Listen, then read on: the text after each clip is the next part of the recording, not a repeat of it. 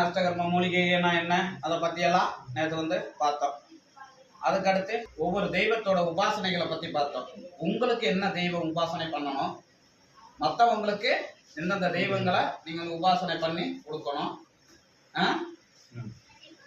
மற்றவங்களுக்கு ஒரு காரியத்துக்காக வராங்க எந்தெந்த தெய்வத்தை எல்லாம் கிட்டத்தட்ட ஒரு 10 தேவதைகளாக நம்ம கொடுத்துருந்தோம், 10-15 தேவதைகளை.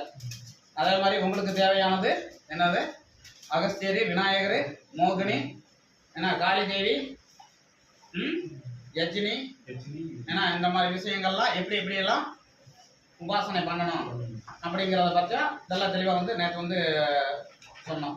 காளி தேவியிலேருந்து, விநாயகர்லேருந்து, முருகப்பெருமான்லேருந்து எல்லா தெய்வத்தை பற்றி நேற்று அது உங்களுக்கு அப்படின்னு.